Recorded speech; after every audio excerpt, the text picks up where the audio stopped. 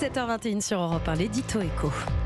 Bonjour Nicolas Bouzou. Bonjour Dimitri, bonjour à tous. Alors attention, pas plus de 19 degrés sur les radiateurs l'hiver. Pas en dessous de 26 pour la climatisation cet été. Il va falloir s'habituer à ces éco-gestes qui font partie du second plan de sobriété énergétique présenté par le gouvernement lundi. Des éco-gestes, mais aussi plein de nouvelles normes, comme si l'on en manquait, Nicolas. Voilà, alors écoutez, on peut se rassurer, on est bien en France, puisqu'il y aura une obligation pour les Français et un plan. Alors l'obligation, ce sera de se doter d'un thermostat dans les bureaux et dans les logements d'ici le 1er janvier 2027. Donc d'après le gouvernement, l'équipement des bureaux et des logements en thermostat devrait permettre de diminuer la consommation énergétique de l'ordre de 15%, on verra. Et ne riez pas, il y aura un plan thermostat qui sera lancé l'hiver prochain, notamment pour accompagner financièrement les gens à acheter un thermostat et pour aider les gens à s'équiper. Alors on aurait pu dire tout simplement acheter un thermostat, moi je pense que ça aurait pu suffire, mais enfin apparemment il faut occuper les fonctionnaires et donc mettre en place ce fameux plan thermostat qui nous manquait. Vous faites du mauvais esprit, Nicolas, mais en quoi c'est un problème économique, cette obligation du thermostat ? Pour les vendeurs de thermostats, ce ne sera pas un problème économique mais un gain, c'est ce qu'on appelle une rente. Non, le problème c'est l'accumulation de contraintes jamais évaluées, et ça c'est quand même un énorme sujet dans le domaine écologique, il y en a de plus en plus.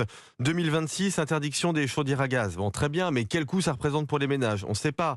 Interdiction progressive de la mise en location des logements qui ont des DPE E, F et G. Ça a déjà commencé en réalité pour les G+, et ça va s'étaler cette interdiction jusqu'en 2034.